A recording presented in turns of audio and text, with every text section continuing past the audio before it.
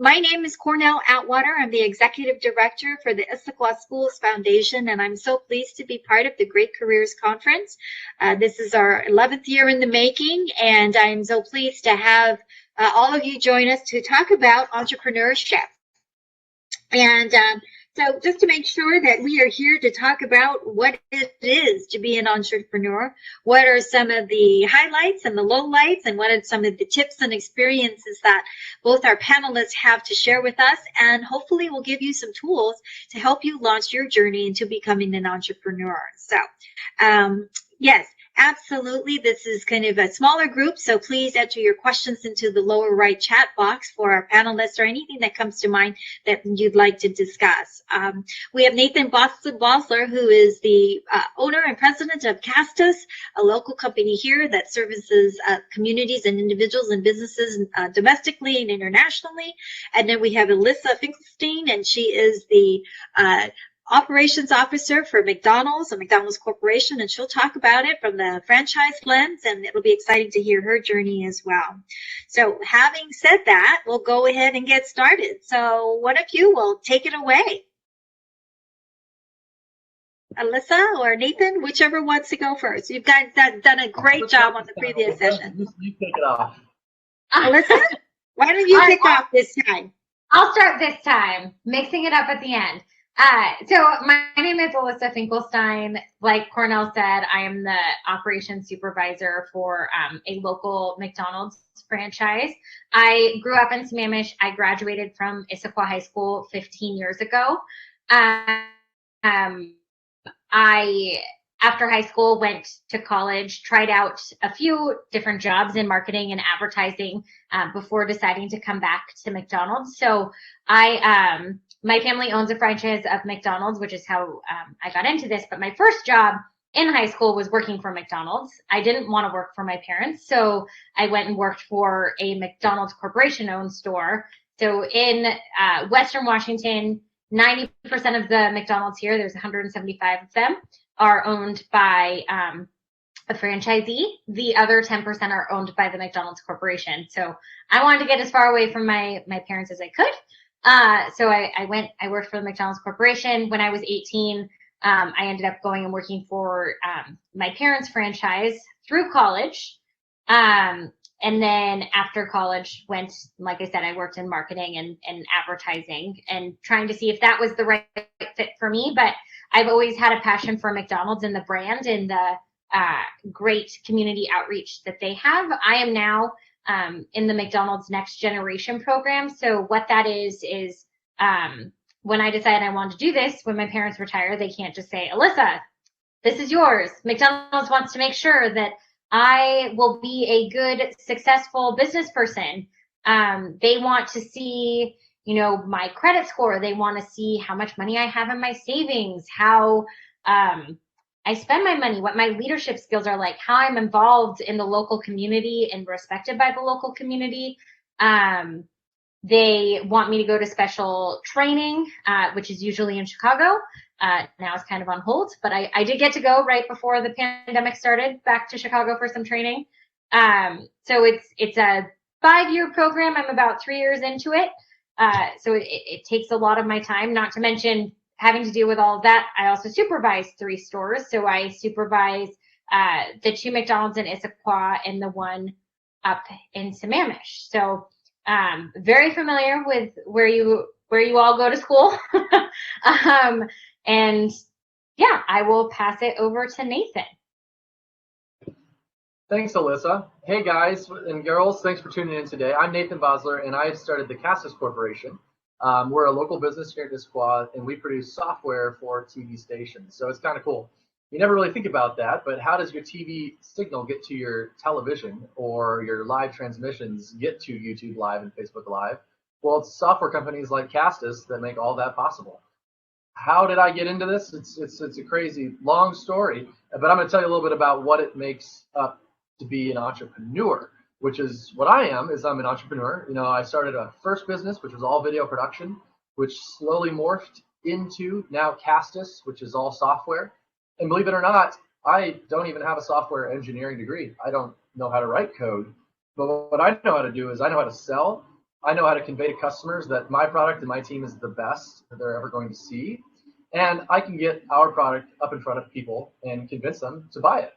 So with my partner, Jonathan, who is our software engineer, him and I set out to solve a big problem in our industry. Now, when I started my video company, and back up a little bit before that too, is I'm local. I lived in Sammamish, grew up here, went to Eastlake High School, and went to Bellevue College. And at Bellevue College is where I studied video production. I always knew I wanted to do something in video and audio. I was good at it. I liked to make videos as a kid before YouTube was even a thing. So you can imagine when that was available, what we were doing, uploading videos all the time, creating content. Slowly after Bellevue College, I started finding myself, I started a business. I started having accounts come to me that wanted me to make their videos. Believe it or not, I actually pitched this Schools Foundation back in 2007, knocking on their door saying, hey, I can make an awesome video for your luncheon. And that's what it takes to be an entrepreneur. It takes passion, it takes pride, it takes always learning, it takes putting yourself out there, which is risk, and making sure that, people always ask me, how'd you get all your customers? Well, I'm like, well, it wasn't simple. It didn't happen over time. It happened over time, and it's just slow but sure growth. And as an entrepreneur, if you have something that you can imagine, you're going to spend every single waking moment working on, you're going to want that to be something you obviously enjoy doing and something that you're good at, right? So, because if you're going to sit in front of a computer all day, you better sit in front of that computer. And it happens to be that I love all this technology, and I always dreamed of being able to work in an environment like this. And that's kind of my next point is being a visionary. You really got to, as an entrepreneur, you have to push the limits. You're going to be that crazy person, that black sheep, that person that stands out of, not going to work for another business, because there's nothing wrong with going to work with another company. There's nothing wrong with that at all. That's great. But for some people, like for us on this call today, we just weren't a good fit for that. We'd had our jobs over the years, like Alyssa had told you her story as well, but it led her, and like my story, led me into where I'm sitting today, what I'm doing, and it's filled with hard work, passion, and dedication. Along those years of building my company, and the word today that is most commonly used is bootstrapping. And that's exactly what I did. I didn't ever have the funding available, nor did I go with the traditional bank loan. It wasn't because of I'm not going to do it, or it was more of I was 20 years old at the time. I really wasn't aware of all this stuff. It was a different world, 16 years ago, before all of the social media started, and we had so much information in front of us immediately. It was totally different. So, I wasn't aware of a lot of the opportunities as a beginning entrepreneur, as a beginning business owner myself, that were available. And so I bootstrapped it. I made videos, I made money, and I used all of that money to reinvest back into today is now known as Castus. And some advice that I have for anybody starting a business: try to keep the equity to yourself or to you and your partner. Try not to sell off any equity at a young point of your business, because that'll help build a good evaluation for any company. You want to retain that equity. Try not to take on any debt at all. I mean, some debt's okay, it's part of growth, but be thinking about how you can take on debt. If you have, your partner, you guys can work jobs and use that money like I did to bootstrap it. It's definitely going to pay out longer in the long run. It's more difficult. You get less sleep. You got to drink more coffee, but it will pay off in the long run. Some of us, I've known people that are fortunate enough to have an angel investor where you don't have to pay them back. That's awesome, but there's no such thing as free money. So you always have to think about where you're getting your resources from and how you're going to utilize them. And I mean cash when I say resources in this case. So try not to take on any cash as an entrepreneur.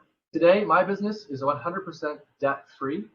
I totally manipulate the credit card system, for lack of a better word. All we do is rack up points, and I pay it off in full every single month, and they get zero interest, I get zero penalties, and I get zero fees. They love me and hate me as a customer.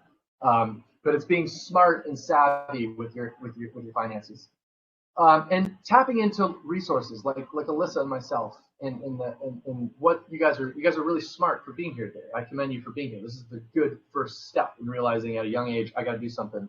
I want to be successful. What steps do I have to take? It's going to take a lot of work and hard work. Listen to us. You know what I mean? We're always learning.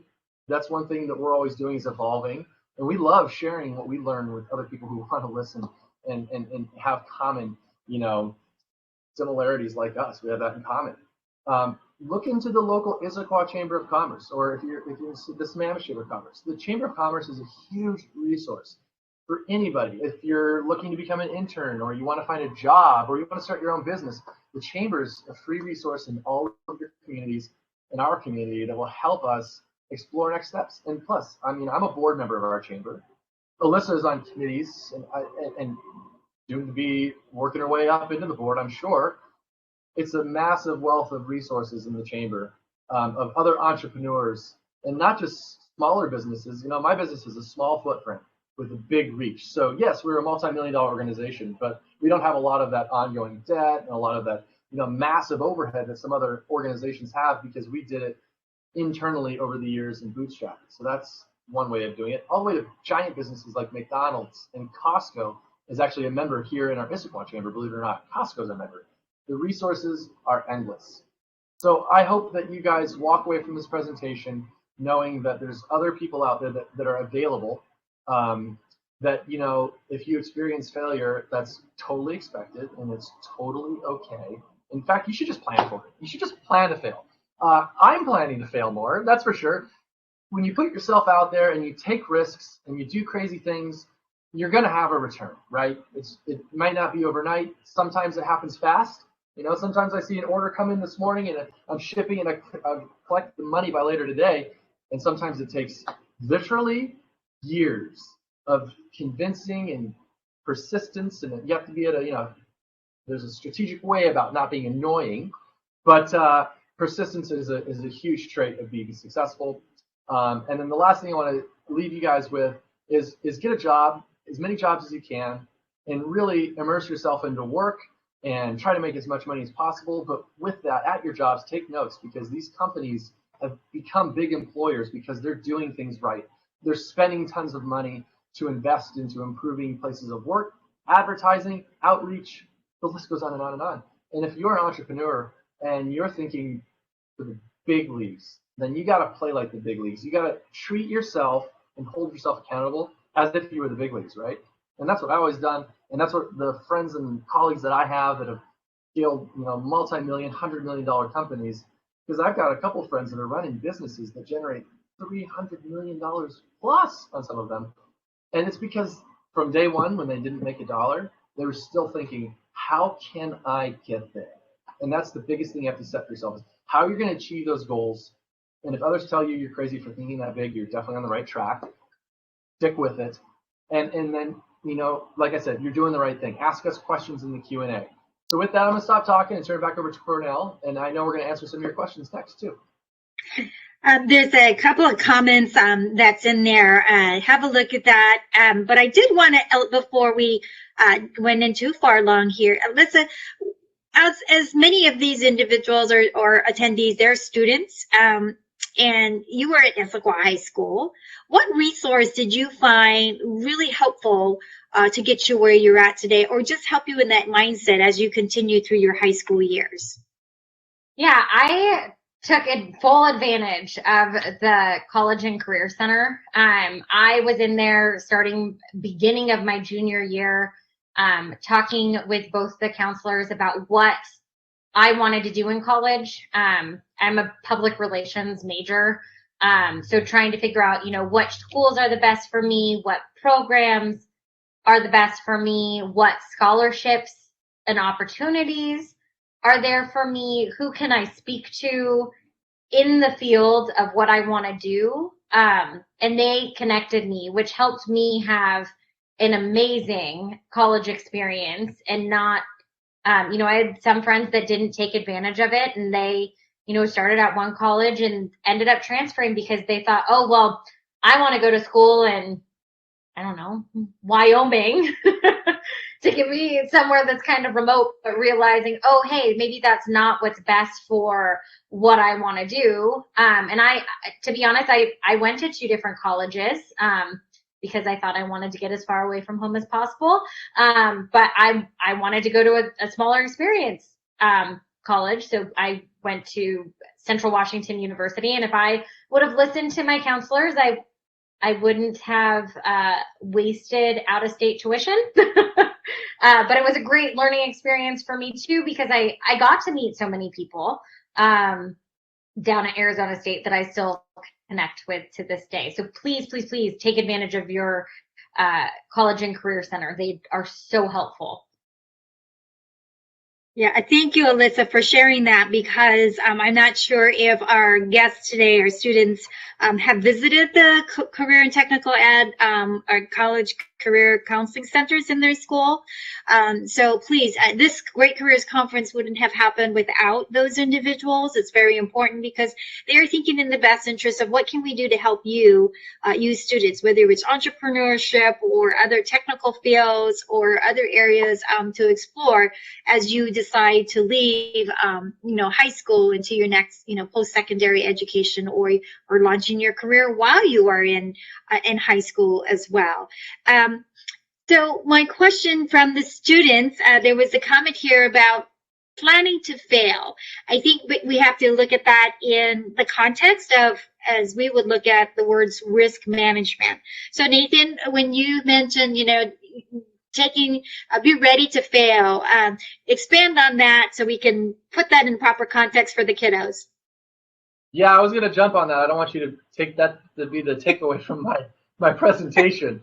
I'm just trying to set you up with the reality of things. Don't, obviously, and it's tongue in cheek, don't make your mission to fail. That's just dumb.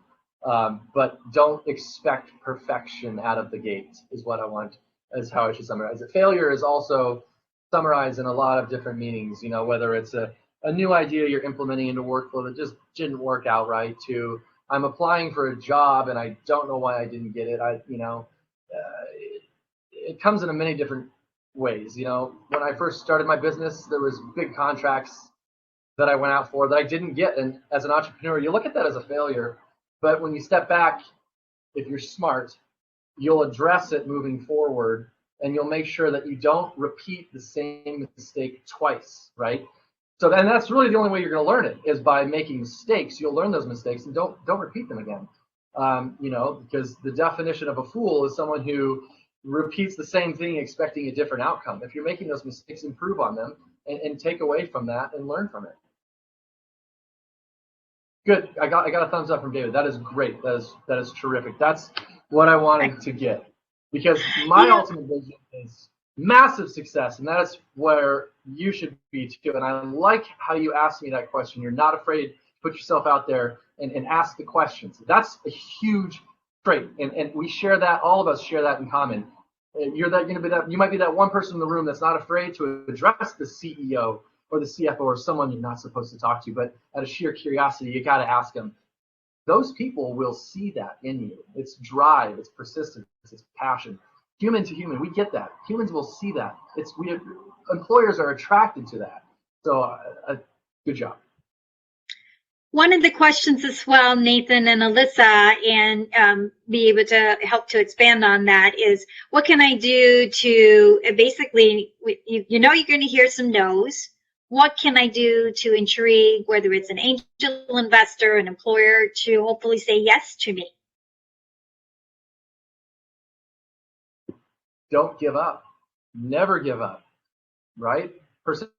The local city here, I wanted their account really bad. I went to the website. Their work sucked. It was terrible. I couldn't believe it. It was also cities. It's public comment. It's all public knowledge. I found out how much they're spending on it. I couldn't take it.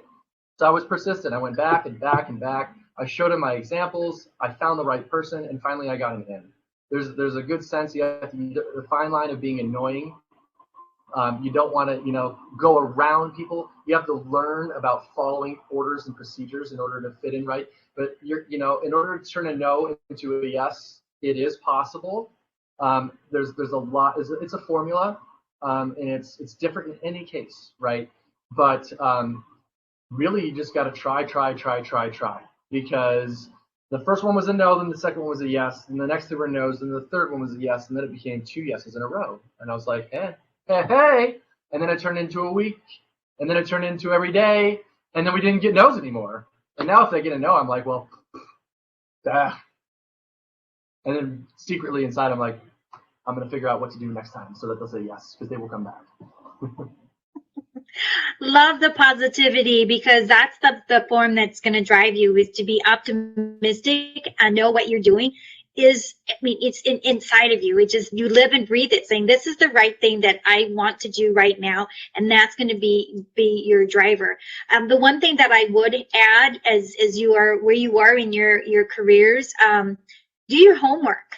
I think if anything else, when I say do your homework, do your research about the industry or about who your competitors might be, about who the players are. I think if anything, if you think about the game of life, the game of work, you kind of have to know who the players are, not only as part of the company, but technology today and the internet has so much information about individuals. Learn about them as individuals. Who you will be working with or potentially working with. Think of ways that you would want to build a relationship with that person. And again, don't let titles scare you, but do your homework and then figure out what are the reasons they might say no. And that's part of the homework. If you have a whiteboard, Nathan likes to put stuff out there because he's kind of visual, and just brainstorm what all the reasons why if you're looking for a loan from your parents, write all the reasons why they might say no, and be prepared to say, have an answer or have some research saying this is why, and this is the justification. So do your homework and saying these are the no's as that I might think that might come up.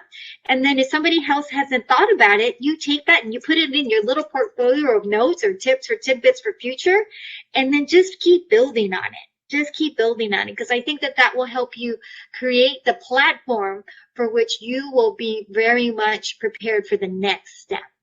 Any other advice, Alyssa? I just think be confident in what you're doing when you're talking to people in any job. Be confident. And when I say that, don't come off as a know-it-all. But be confident. You can even be confident in not knowing the answer. There are so many times, especially with McDonald's and during this pandemic, that policies and procedures have changed. And I have a lot of employees that will say, well, why? And I have to say, I'm not sure. Let me get back to you, but make sure that you're confident, that you're always following up. Follow up is the biggest, most important thing in our jobs. As I coach my general managers, is 90% of your job when you get into a higher level position is follow up. I have to follow up on things all the time. When I get done with this call, I have a to-do list notebook that sits next to me on what I need to follow up with. But like I said, confidence and follow up and just be knowledgeable to your people. Love that. If you have any other questions, I love the engagement from our students here. Keep them coming, and I do appreciate your asking such great questions. And this is the start of it, right? Is don't ever think that the questions are dumb questions. It's a question is a question, and that's how you learn and you explore. Again, if there are any parting thoughts, I hope today at the Great Careers Conference you touch base with some of the resources. I know when we put this together, there was all the information about the different speakers. Even though you weren't able to speak to all those other people, they're mentors for you. They're a resource for you. So make sure you take a look at those, because those are individuals that have already opened the door to helping you. And I know you were only able to talk with, people in the 3 sessions, but there's just, another 20 some people that are available to help you in your journey. So make a note of it and see if you can send them a note or follow up, just like what Alyssa said. I mean, it's important to do that follow up if there's anything that piques your interest for moving forward. If you have them coming in, we have about 5 more minutes left. I do want to give some levity to, it's been kind of a long day for you students as well, being on Zoom for this song. I want to ask Nathan, what's the funniest and experience that you've had? If you could, Alyssa too, if you could capture, what was the funniest experience you had in your career that just is embedded and resonated with you? And every time you have a bad day, you think about that and you say, yes, this is why I'm doing what I'm doing. Nathan, go. That's a hard question. The funniest. Geez. I don't know. Alyssa, do you have something? You give me a second to think about?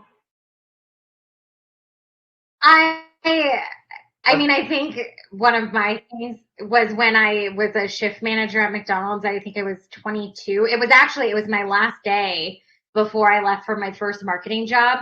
I was acting kind of like a know-it-all and trying to show the person who was going to take over for me how to change the shake machine flavors. And because I was like, I know what I'm doing and I'm not going to do this anymore. I broke the machine and shot ice cream literally all over me, all over the floor, all over the person next to me. And so it's funny to me, it probably doesn't sound that funny, but now it's what keeps me kind of in check all the time. You're never too cool.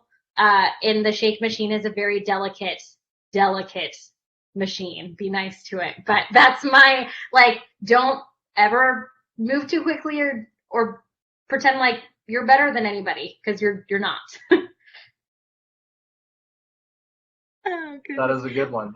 That is funny. I don't get many funny opportunities. Mine are all like crazy stories about barely making a flight or getting. I guess my funniest story would be, and it's now funny, but it was not funny at the time. Was when we had to have a video delivered for this giant presentation called the Sammy Awards back in the day in Sammamish. And at the last minute change, because sometimes people who don't do video don't understand it's not that simple to make changes. Of course, they wanted some name changes and all this sort of stuff, and I was like, yes, I could do that, which I quickly learned to start saying no in those sort of cases. And we were literally down to the wire of the MC introducing the video that was about to debut the entire event that was still burning under DVD. You guys know what that means. Ran it to Eastlake High School as fast as we could as he was announcing, and let's kick off our video from Nathan, a local community representative, and he's giving me all these mad props, and I'm like fumbling and sweating to get in the DVD player to get to load and run an update. And, well, long story short, right on cue, that video played like it was seamless, and afterwards everyone was like, man, good job, and I was like, I played it off. I was like, absolutely, absolutely, but now it's funny to look back on. But it definitely wasn't funny at the time. yeah. I tell you, in your journey, there'll be fun things. There'll be things that you'll never want to do again, or you kind of want to not repeat the story about. But it is. If you are in it as an entrepreneur, you have to look at the highlights and the lowlights. And as Nathan said, never give up. Never give up on your dream. And it's that optimism and that hope that will help you get through the tough times, as well as taking time to celebrate the good times. A couple of people asked if there were some things you would wish you knew before you started your company. I do think we have a couple minutes for that. Yeah. If you want to just touch on that really quick. I wanted to touch on that. You can hear me, right? I wish I started my business earlier. I wish I had started talking to others sooner. And I wish I had taken risks earlier in my life. Now, there's nothing I can do about it now. I'm 36 and I'm super happy, but you guys are doing things right. Start now, because you'll always wish you had more time. So go for it. Run. Do it. You're living at home. You have no expenses. And the last one before we close out is, Alyssa, are the ice cream machines still broken at McDonald's? This is a tricky question to answer. With proper maintenance and everything, the ice cream machines are not always broken. They are a older machine. McDonald's is working on developing a new machine, but as we talk about being business owners, there's a lot of expenses that you have to incur, and ice cream machines are one of the most expensive things in our business. So McDonald's is working with a couple of different vendors to try to develop a new ice cream machines that has fewer parts, because this thing is a puzzle, and it's very delicate. So, but yeah, it's something that McDonald's is working on. But for the most part, knock on wood, our shake machines in our company work majority of the time. There's always going to be equipment issues. That's something that you learn how to deal with in this job and how to adapt. So. Yeah. And hey, Alyssa, from over on the Dairy Queen side of things, we had our problems with our ice cream machines and their blizzard makers as well. There was plenty of times where that little spinner would blow out the bottom of the cup and it would explode everywhere. I suppose I should have stored that story. It happened many times. Common problem. But great. Thank you so much, everyone. I encourage students to go ahead and attend the expo. You'll have about 15 minutes for that, but I do want to thank our special panelists today, Alyssa Finkelstein and Nathan Bossler, so much for all your time and for your support and for being there as mentors for our students in the Issaquah School District. So thank you so much. And best of luck to you, students. Whatever venture you decide to pursue, know that we're here for you. And if there's anything we can do for you, please get in contact with us. So have a great day and enjoy the Great Careers Conference. Take care.